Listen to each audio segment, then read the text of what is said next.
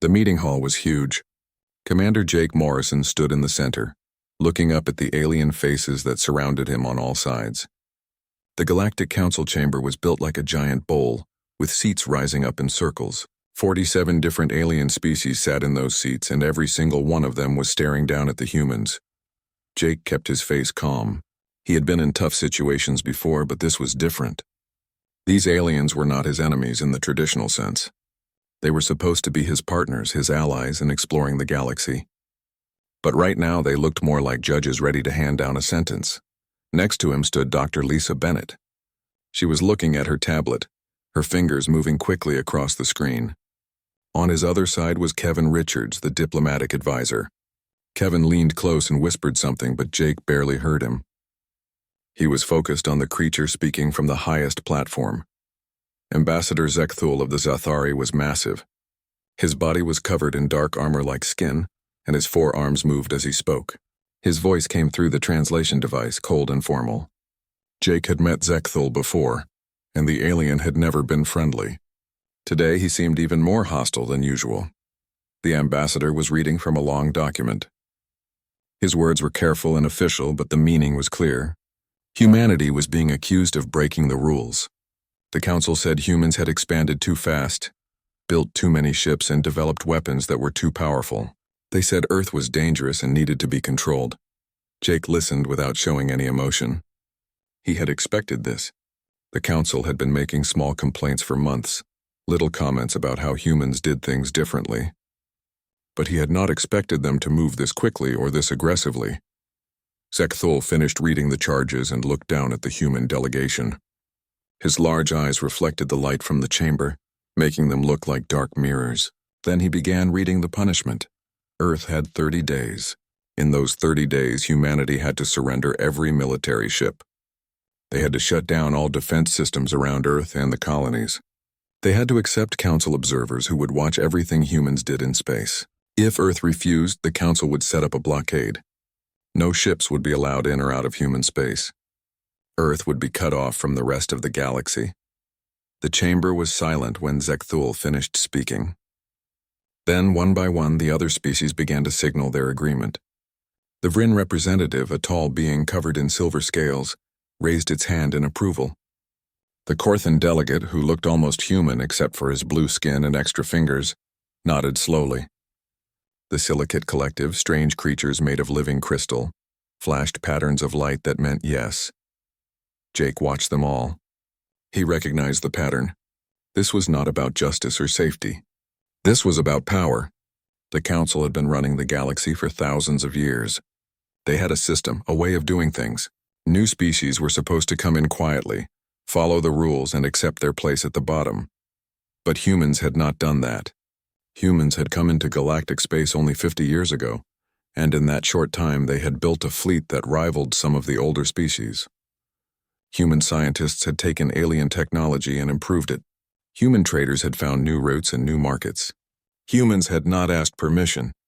They had simply done what they always did. They had adapted, innovated, and pushed forward, and the council did not like it.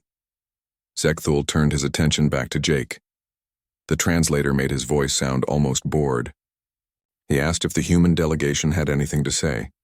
It was not really a question. It was more like a formality, something that had to be done before the meeting ended.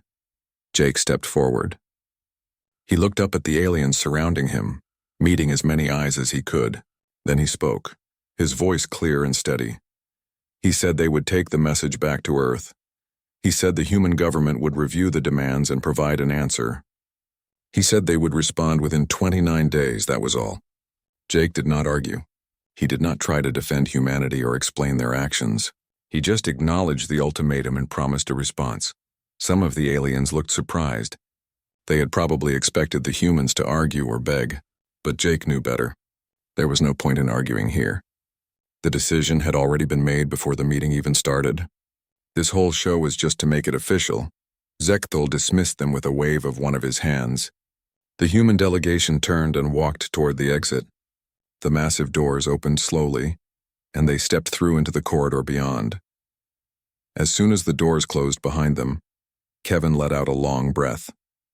He started to say something, but Jake held up a hand to stop him. The corridors had sensors everywhere. They needed to get back to their ship before they could talk freely. They walked in silence through the station. Other aliens moved through the corridors, going about their business. Some glanced at the humans with curiosity. Others ignored them completely. A few looked at them with something that might have been pity. Their ship was docked at Port 17. It was a small diplomatic vessel, fast but not heavily armed. The crew was waiting when they arrived. The captain, a woman named Patricia Hughes, looked at Jake with a question in her eyes. He shook his head slightly. Not here. Not yet. They boarded quickly. The docking clamps released and the ship pulled away from the station. As soon as they were clear and moving toward the jump point, Jake called everyone to the main cabin. Kevin spoke first, his voice tight with anger. He said the council had no right to make those demands. He said humanity had followed every rule, every treaty. This was an abuse of power. Lisa was calmer, but Jake could see she was upset too. She said the council was afraid. Human technology was advancing faster than anything they had seen before. In just 50 years, humans had gone from barely understanding slip space to building drives that were more efficient than most alien designs. The council saw that as a threat. Patricia asked the obvious question. What were they going to do? Would Earth really surrender? Would they give up everything they had built? Jake looked at each of them. Then, for the first time since entering the council chamber, he smiled. It was not a happy smile. It was the smile of someone who knew something others did not. He told them not to worry. He said Earth had been preparing for this possibility for a long time. The council thought they knew everything about human capabilities, but they were wrong. They had been watching the wrong things, looking at the wrong places. Lisa understood first. Her eyes went wide and she leaned forward. She asked if Project Nightfall was real. She had heard rumors, whispers among the scientific community, but she thought it was just talk. Jake nodded. Project Nightfall was very real. And in 29 days, the Galactic Council was going to learn a hard lesson. They were going to learn that humanity did not become the dominant species on Earth by backing down when threatened. They were going to learn that humans had survived ice ages, plagues, and wars by being tougher and more stubborn than anyone expected. The ship jumped to slip space, and the stars outside the windows stretched into lines of light. They were going home, and when they got there, Earth was going to prepare for war. But it would not be the kind of war the Council expected. Humanity was not going to attack. They were not going to strike first. Instead, they were going to show the galaxy something it had never seen before. They were going to demonstrate exactly why you should never back a human into a corner. Back on the council station, the representatives were already leaving. Most of them felt satisfied. Another young species had been put in its place. Order would be maintained. Everything would continue as it had for thousands of years. Zekthul remained in the chamber after the others left. He stood alone looking at the spot where the humans had been. Something bothered him. The human commander had been too calm, too controlled. There had been no fear, no anger, no desperation. Just that small smile as he left. The Zathari ambassador felt a strange sensation, something he had not felt in a very long time. It took him a moment to recognize it. It was doubt. And beneath the doubt, hidden but growing, was something else, something that felt almost like fear. The war room was deep underground, built into the rock beneath Geneva. President Helen Carter walked down the long corridor, her footsteps echoing off the walls. 2 guards flanked her, but she barely noticed them. Her mind was already in the meeting, already planning what needed to be said.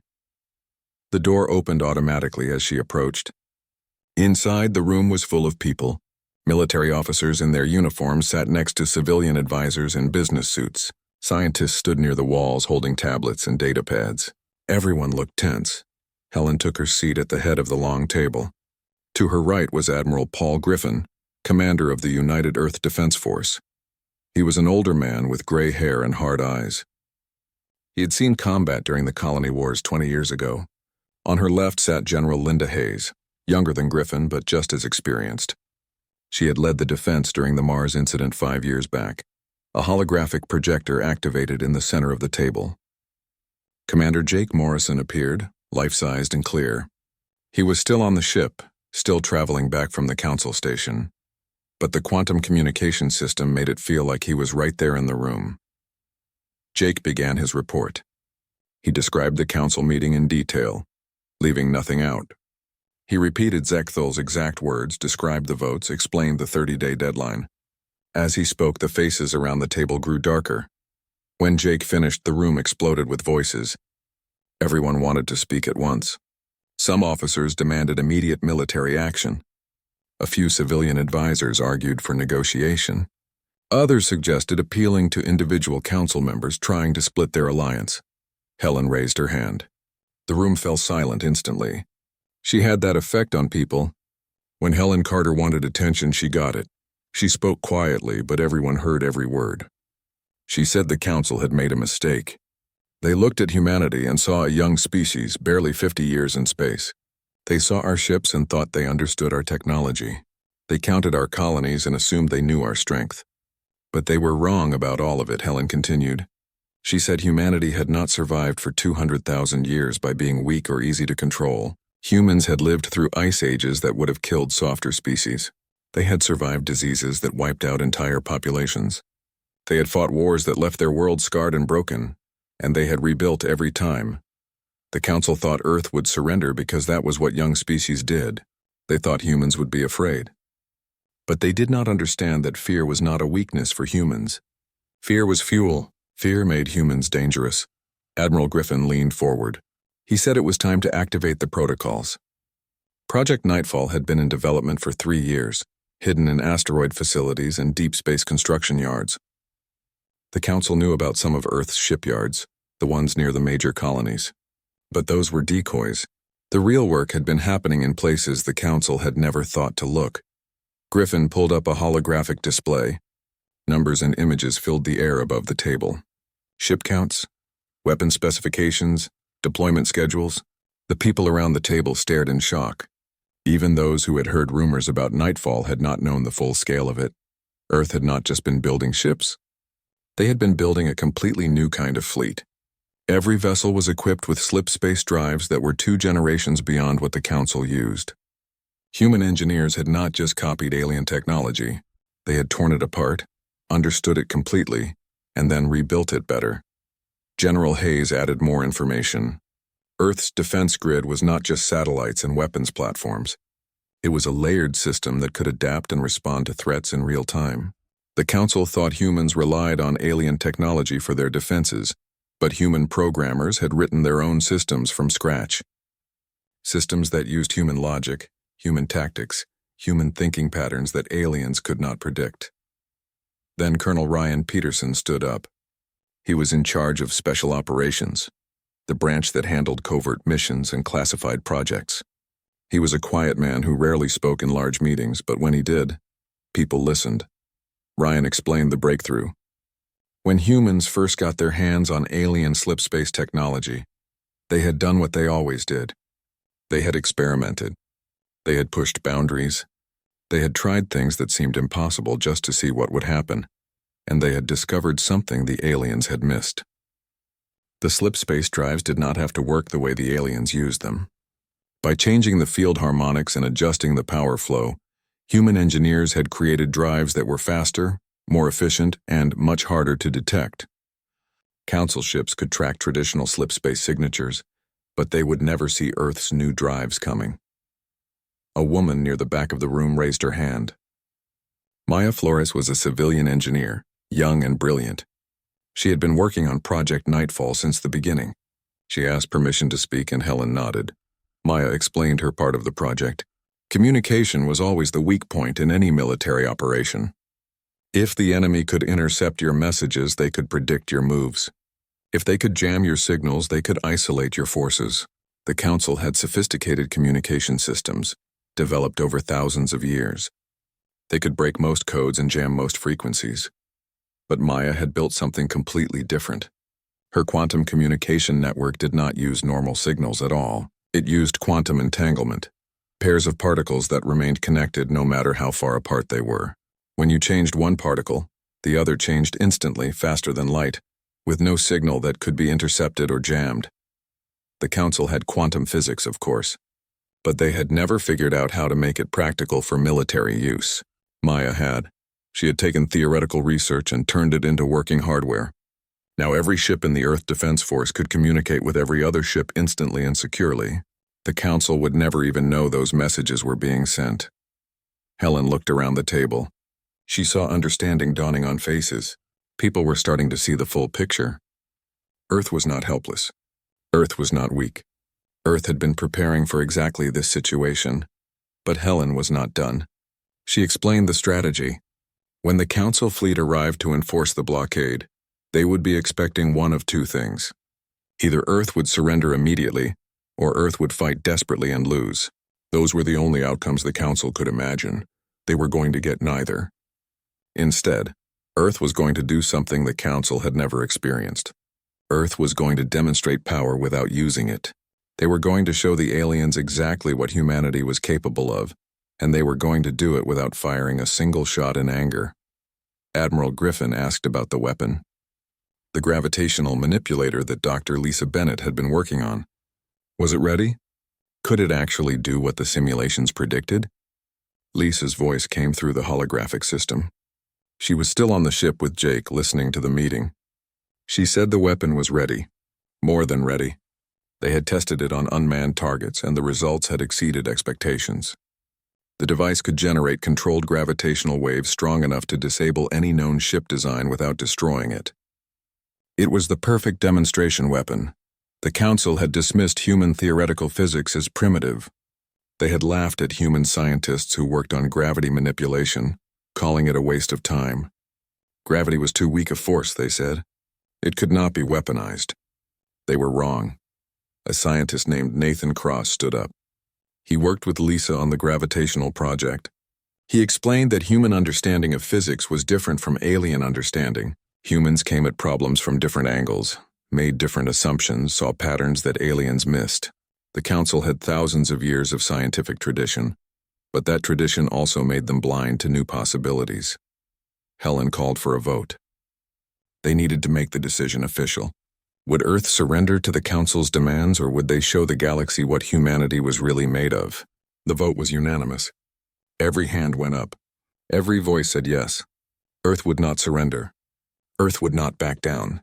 Earth would stand and fight not with weapons but with truth.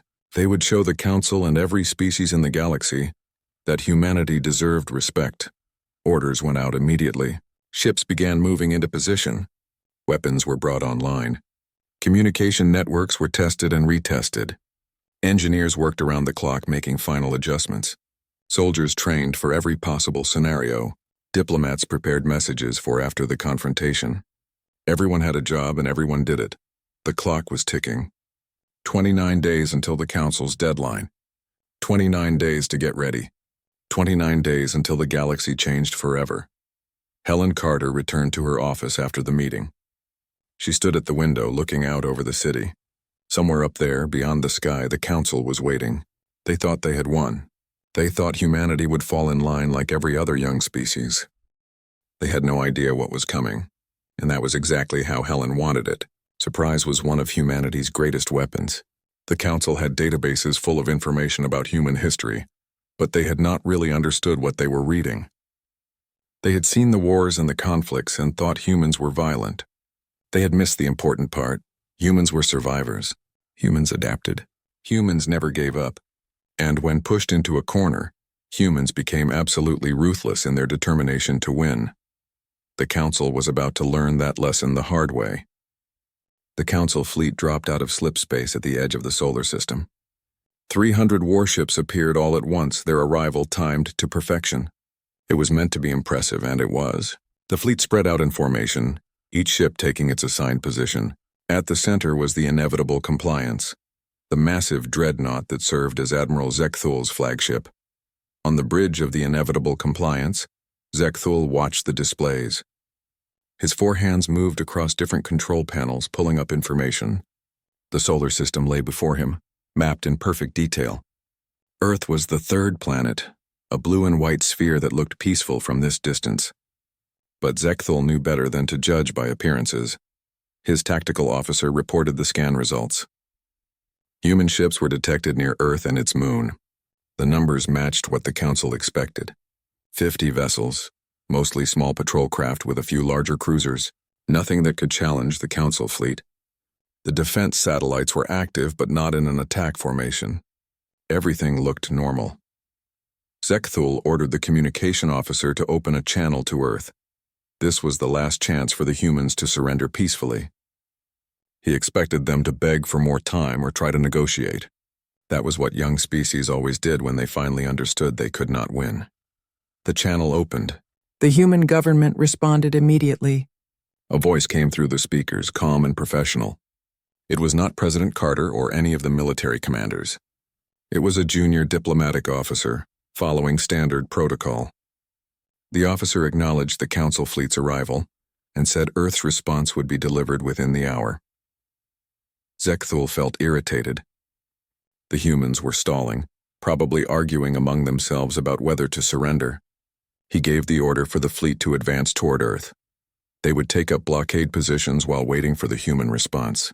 The movement would put more pressure on the humans, make them understand they had no options left. The fleet moved forward in perfect formation.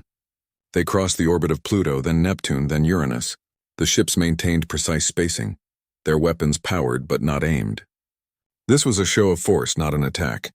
Not yet. On Earth in the command center beneath Geneva, Admiral Griffin watched the Council fleet approach. Officers and technicians filled the room, monitoring hundreds of displays. Everyone was silent, focused on their tasks. The tension in the room was thick enough to feel. Griffin looked at the countdown timer. 15 minutes until the Council fleet reached Mars orbit. That was the trigger point, the line they had chosen. As soon as the aliens crossed that line, Project Nightfall would activate. President Carter stood beside Griffin, her arms crossed, her face showing no emotion. She had addressed the planet an hour ago, telling everyone what was about to happen. People were scared, that was natural. But they trusted their government. They trusted their military. And most importantly, they trusted each other. The Council fleet reached Mars. They began their crossing of the red planet's orbit, still in perfect formation. And that was when everything changed. On the inevitable compliance, every alarm went off at once. The tactical displays lit up with warnings. Contacts were appearing everywhere, hundreds of them, thousands of them. The tactical officer shouted in confusion, his voice breaking protocol. It was impossible. The scans had been cleared just moments ago. Where had all these ships come from? Zekthul stared at the display, his four hands frozen in place. The numbers were insane. 500 human warships appearing out of nowhere. They had not used slip space, the fleet would have detected that. They had not flown in from somewhere else. There had not been enough time. They were just suddenly there, surrounding the Council fleet on all sides. The communication channels exploded with traffic. Every Council ship was reporting the same thing. Contacts everywhere. Human vessels of sizes and configurations that did not match any known design. And they were all active, all powered up, all ready for combat. Then a new voice cut through all the channels. It overrode every frequency, appearing on every display. It was Commander Jake Morrison, and he was smiling that same small smile he had worn when leaving the Council chamber. Jake spoke directly to Zekthul. He said the Admiral looked confused. He said that was understandable. The Council had been watching the human shipyards near the major colonies, counting the vessels being built there. Those were good ships, fine vessels for patrol and trade. But they were not the real fleet. The real fleet had been built in secret. Hidden construction facilities in the asteroid belt, deep space stations far from any regular traffic, automated factories on the outer moons. The Council had been so confident in their intelligence network that they had never thought to look harder. They had seen what they expected to see and stopped looking. Zekthul ordered his weapons officer to target the human ships, but the officer reported a problem. The targeting systems could not lock on. The human vessels were using some kind of stealth technology that confused the scanners. The systems could see the ships but could not establish a solid firing solution. Jake continued talking. He explained that humanity had not just built more ships. They had built better ships. Human engineers had taken alien technology and completely redesigned it. The slip space drives were faster and quieter. The power systems were more efficient. The weapons were more accurate. And the stealth systems were something the Council had never seen before. One of the Council ships tried to run. It was a Corthan cruiser, and its captain decided discretion was better than valor. The ship turned and tried to jump to slip space, but nothing happened. The drive activated, everyone could see the power spike, but the ship did not jump. It just sat there, engines running uselessly. Jake explained that too.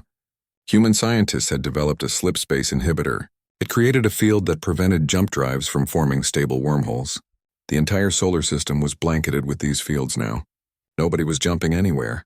The Council fleet was stuck. From the carrier USS Defiance, fighter squadrons launched. Captain Danny Foster led the first wing, his fighter streaking away from the carrier. Behind him came dozens more, piloted by men and women who had trained for this moment.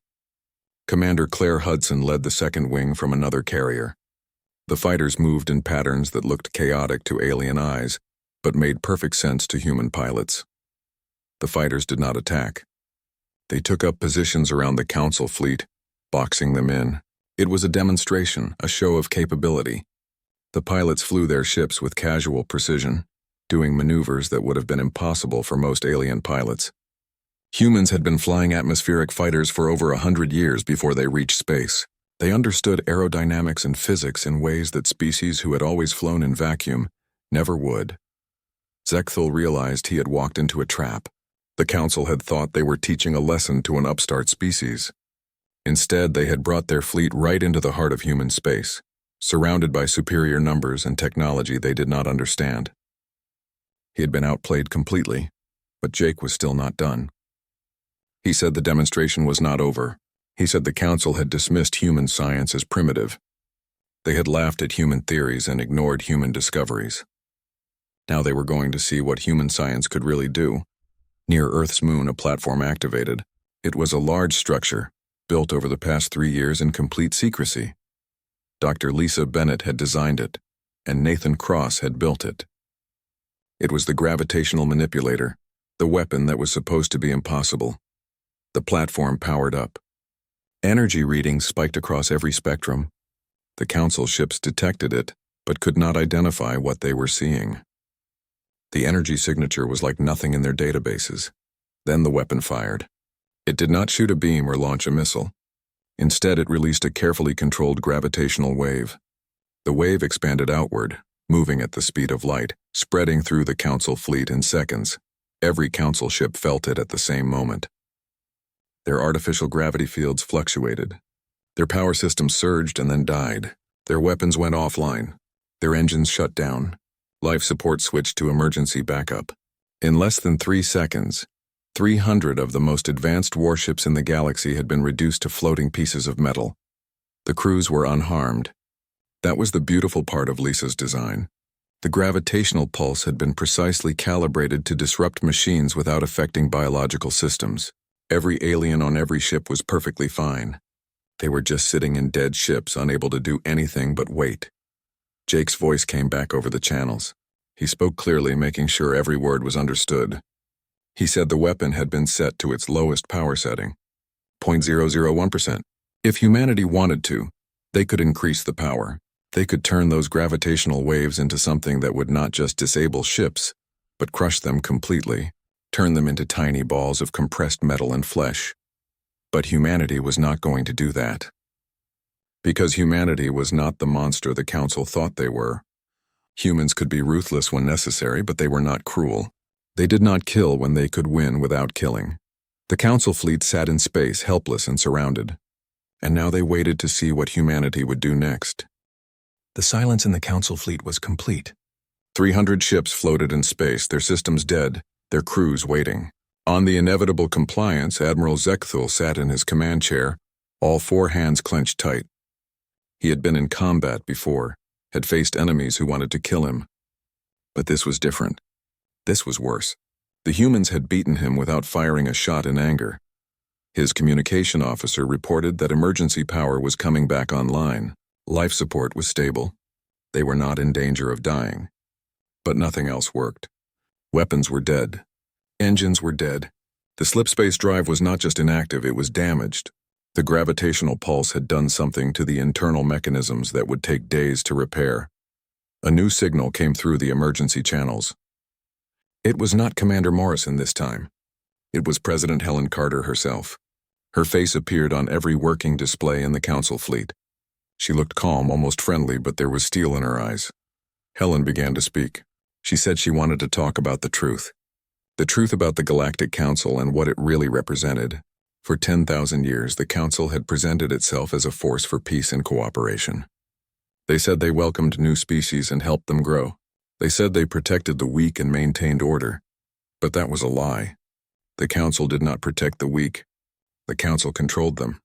Every new species that joined went through the same process. First, they were welcomed with open arms. Then, they were slowly and carefully diminished. Trade restrictions appeared. Technology sharing agreements favored the older species. Military limitations were imposed for safety reasons. And any species that grew too strong too fast was put in its place, just like the Council tried to do with Earth. Helen said humanity had studied the Council's history carefully. They had looked at every species that joined in the last 1,000 years. They had tracked the pattern. It was always the same. Young species started with energy and innovation. Then, over time, they became comfortable, settled, and ultimately dependent on the older species for key technologies and resources. They stopped being threats and became supporters of the system that controlled them. The Council had tried to do the same thing to humanity. But humans had recognized the pattern. They had seen it coming and prepared for it. And now they were going to break the cycle not just for themselves but for everyone. As Helen spoke, something else was happening.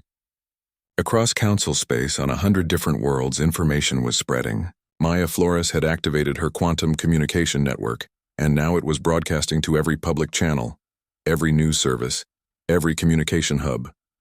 The information came in massive data dumps, evidence of Council manipulation going back centuries, trade agreements that secretly disadvantaged newer species, technology patents that prevented innovation, military actions taken under false pretenses, economic pressure applied to force political compliance. All of it documented, all of it proven, all of it suddenly visible to everyone. 2 people had made this possible. Leo Chang was a tech specialist who had spent years breaking into secure Council systems. He had moved like a ghost through their networks, copying files, recording conversations, documenting everything. Sophie Walker was a data analyst who had taken all that raw information and organized it into something people could understand. Together, they had built a case that could not be denied. The impact was immediate. On the younger member worlds, populations took to the streets. They had suspected the truth for years, felt it in small ways, seen hints of it in Council policies. But they had never had proof. Now they did. Now they knew for certain that the system was rigged against them. Even on some of the older worlds, there was unrest. Not all species had benefited from the Council's system. Some had been middle-tier members for thousands of years, never quite important enough to have real influence, but too established to be openly controlled. They had known the truth but had felt powerless to change it. Now, with Earth taking a stand, they saw an opportunity. In the Council chamber on Axis Prime, chaos had broken out. Representatives shouted at each other, demanding explanations, making accusations. Some tried to deny the evidence. Others admitted they had known but said it was necessary for stability. A few simply sat in silence, watching their carefully constructed system fall apart. Back near Earth, the Council fleet was starting to understand what had happened. They had not just lost a military confrontation. They had been used. The whole situation had been designed to get them here, in human space, helpless and surrounded, while evidence of their corruption spread across the galaxy. It was brilliant and terrible at the same time. Helen Carter finished her speech with a simple statement. Humanity did not want to rule the galaxy. Humans did not want to replace the Council with a human empire. But they also would not accept being controlled. Earth was going to remain free, independent, and fully armed, and they were offering the same choice to every other species. Stand up for yourselves. Demand change. Stop accepting a system that was designed to keep you weak. The transmission ended. The gravitational pulse began to dissipate. Slowly, systems on the Council ships started to come back online. Power returned to computers. Displays flickered back to life. But the weapons stayed offline. That was deliberate. The humans were letting the ships recover enough to be safe, but not enough to be dangerous. Zekethal received a direct communication request. It was flagged as urgent and came from the Council chamber itself. He accepted it, and the face of Ambassador Thys appeared on his screen. She was a Vryn, one of the oldest species in the Council. Her people had been part of the Alliance for over 8,000 years. Thys looked tired. She spoke quietly, her voice heavy with what might have been regret. She said the council needed to negotiate with President Carter. The situation had spiraled beyond anyone's control. Member worlds were demanding answers. Some were threatening to leave the council entirely. The alliance was on the edge of collapse. Zekthul wanted to argue, wanted to say they should refuse, should find another way. But he was a military commander, not a politician. He understood tactics and strategy, and he understood when he had lost. The humans had outmaneuvered the council completely. Refusing to negotiate now would only make things worse.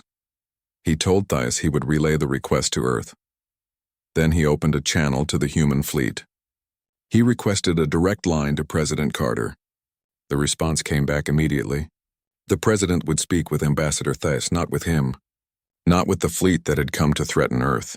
With the council's diplomatic representative. It was another small defeat. Another piece of control taken away. But Zekthul accepted it. He passed the message to Thias and then sat back in his chair. His fleet was disabled, surrounded, and helpless. His government was in chaos.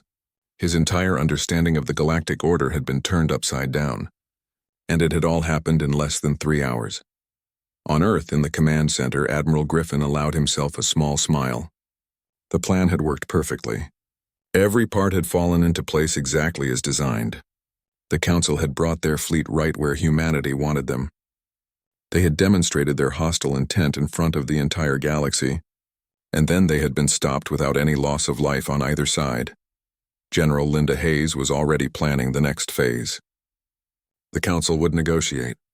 They had no choice, but negotiations only worked if both sides wanted something. The trick was to structure the talk so that the Council felt like they were getting a reasonable deal while actually giving humanity everything they needed. President Carter prepared for her conversation with Ambassador Thias. This was the critical moment. The military demonstration had worked.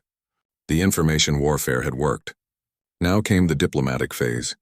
Helen needed to push hard enough to get real change, but not so hard that the Council felt completely humiliated. Humiliated enemies became desperate, and desperate enemies did stupid things. She reviewed her negotiating position one more time. Earth wanted full sovereignty with no restrictions on military or technology development. The Council needed to implement democratic reforms so that younger species had real representation. An independent tribunal would be established to hear grievances and investigate corruption. And most importantly, the culture of intimidation had to end. No more using military force to keep member species in line. In return, humanity would share some of their advances. Not the weapons, not the military technology, but things that would benefit everyone. Medical advances, agricultural improvements, communication systems. The kind of technology that improved lives rather than ended them. The communication channel opened. Ambassador Thias appeared, and she looked even more tired than before. Helen greeted her politely and asked if the ambassador was ready to discuss terms. Thias said she was. But first she had a question. She asked Helen if the humans had really been planning this for 3 years. Had they really built everything in secret, anticipated every move, manipulated the Council into this exact situation? Helen smiled. She said humanity had learned a long time ago that hope was not a strategy. When they joined the Council, they had hoped for genuine partnership. But they had prepared for betrayal. When the Council started making demands, they had hoped for compromise. But they had prepared for confrontation. Humans always hoped for the best while preparing for the worst. It was how they survived. Thias was quiet for a moment. Then she said something that surprised Helen. She said she was glad the humans had done this.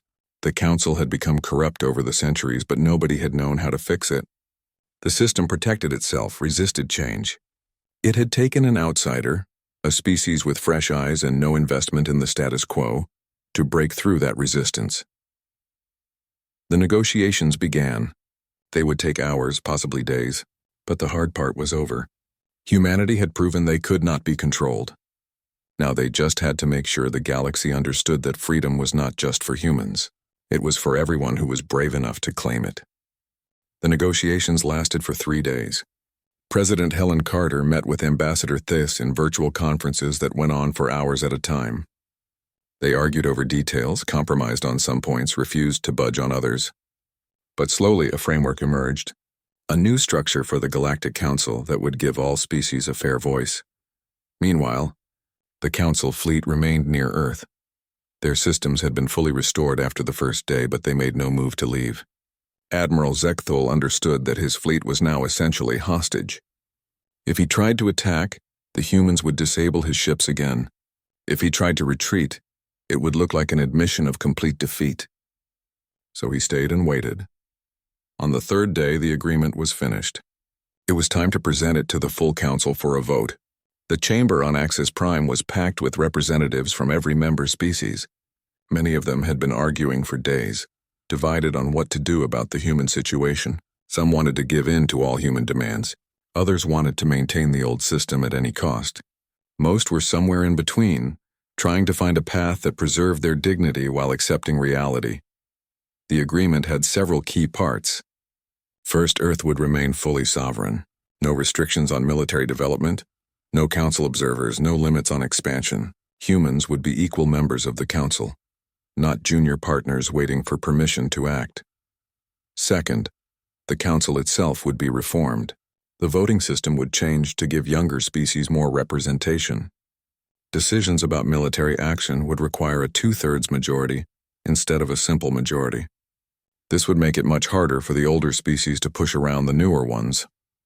Third, an independent tribunal would be established. Any species could bring complaints to this tribunal without fear of retaliation.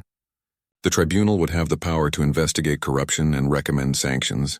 It would not be controlled by the council itself, which meant it could actually hold the powerful accountable. Fourth, humanity would share certain technologies. Medical advances that could save lives across the galaxy, agricultural techniques that could feed growing populations, communication systems that could not be jammed or controlled by any single power. These were gifts, not trades. Humanity was offering them freely to show they wanted cooperation, not domination. The vote began. Each species had to decide, accept the new system and move forward together, or reject it and face an uncertain future. 4 junior species announced immediately that they supported the reforms. They had been waiting for someone to challenge the status quo, and now they were taking their chance. The Korthan Empire voted against. Their representative gave a long speech about tradition and stability, but everyone knew the truth. The Korthans had benefited from the old system and did not want to lose their advantages. The Silicate Collective also voted against, though they did not explain their reasoning. They simply signaled rejection and remained silent, but those were the only 2 clear rejections. Other species began voting in favor. Some did it enthusiastically, seeing the reforms as long overdue. Others did it reluctantly, understanding they had no real choice. The momentum built as more votes came in. Ambassador Thys voted yes. The Vryn were one of the oldest species in the council, and their support carried weight. Other elder species looked at this and reconsidered their positions. If the Vryn were accepting the changes, maybe resistance was pointless. The final tally was announced. 38 species in favor, 2 against, 7 abstaining. The reforms would pass. The Galactic Council would change whether everyone liked it or not. The chamber erupted in noise. Some representatives cheered. Others shouted in anger. The abstainers sat quietly, probably regretting their lack of courage. But it was done. The vote was final. Near Earth, Admiral Zekthul received the news. He called his senior officers together to discuss what to do next. The smart move was obvious. Take the fleet home, report to his government, and accept whatever consequences came. But Zekthul had one more question that needed answering. He requested a private communication with Admiral Griffin. The human commander accepted, appearing as a hologram on the bridge of the inevitable compliance. Zekthul looked at him for a long moment before speaking. He asked the question that had been bothering him since the demonstration. The gravitational weapon. Would humanity really have used it at full power? Would they have crushed the Council fleet into nothing if the situation had gone differently? Griffin smiled. It was a small smile, very similar to the one Commander Morrison had worn in the Council chamber weeks ago. He said that was a good question, and then he said Zekthul would never know the answer for certain. Nobody would. That uncertainty was important. It was what would keep future conflicts from escalating. Every species would have to wonder what humanity might do if pushed too far. Zekthul understood. It was a kind of strategic ambiguity, a weapon that worked because it was never fully revealed. He thanked Griffin for his honesty or his dishonesty, whichever it was. Then he ordered his fleet to prepare for departure. They had repair work to do and a long journey home ahead of them. 6 months passed. The galaxy adjusted to its new reality. The council reforms were implemented slowly with plenty of arguments and delays, but they were implemented. The tribunal was established and began hearing cases. Some junior species used their new voting power to push for changes they had wanted for decades. Commander Jake Morrison returned to the council chamber, but this time he came as Earth's permanent representative. The humans no longer sat in the newcomer section at the bottom of the amphitheater. They had been given a seat at the main table, alongside the elder species. It was a symbolic change, but symbols mattered. Dr. Lisa Bennett joined the council's science directorate. She worked with researchers from dozens of species, sharing knowledge and developing new technologies. Nathan Cross joined her a month later. Together, they started projects that would have been impossible under the old system, where every advance was carefully controlled and limited. Maya Flores became famous across the galaxy. Her quantum communication network was adopted as the new standard for council-wide communications. The fact that it could not be controlled or monitored by any single power made it perfect for the new, more democratic council. Maya spent her time training technicians from other species, teaching them how to build and maintain the system. Not everything was perfect. The Korthan Empire remained hostile. They made no direct moves against Earth, but they caused problems in other ways. Trade restrictions, diplomatic incidents, subtle attempts to undermine human influence. The Silicate Collective was similarly difficult, though they operated through silence rather than action. But those were manageable problems. The galaxy had not become a peaceful utopia overnight. Old resentments lingered. Power structures took time to change, but the direction of change was clear.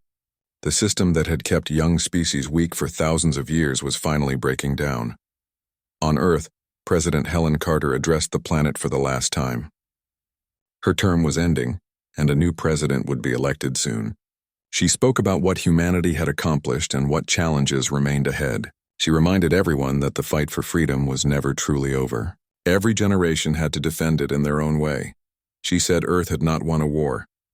They had prevented one. They had shown the galaxy that strength and principle could exist together, that it was possible to be powerful without being cruel.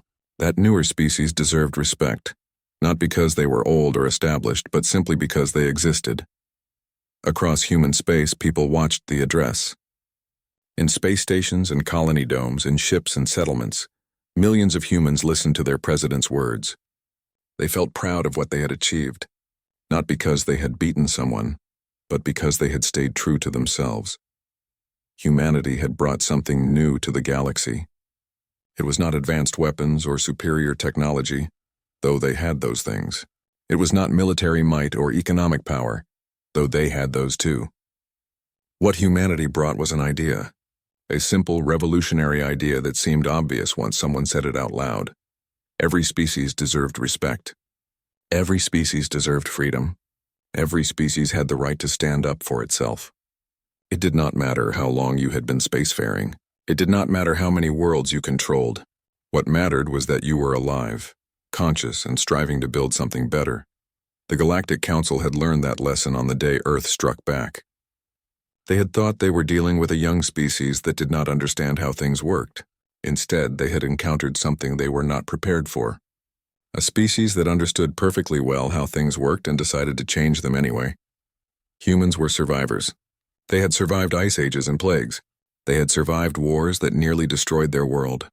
They had survived by being adaptable, innovative, and absolutely stubborn about refusing to give up. Those same qualities that had made them dominant on Earth had now made them a force in the galaxy. But humanity had also learned from their history. They knew that dominance was not the same as success. That winning was not the same as making things better. So they had used their power carefully, precisely to change a system without destroying it, to prove a point without starting a war, to show strength while offering partnership. Years would pass, decades, centuries. The galaxy would continue to change and evolve. New species would join the council. Old species would adapt to the new reality or fade away. Technologies would advance, conflicts would arise and be resolved. Life would go on as it always did, but historians would look back at this moment as a turning point. The day humanity said no to the Council's ultimatum. The day they revealed their hidden fleet and demonstrated their impossible weapon. The day they forced the galaxy to choose between the old way and a new path forward.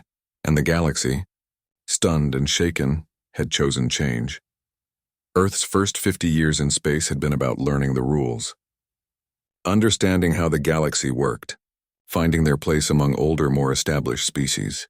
But the confrontation with the Council had marked the end of that phase.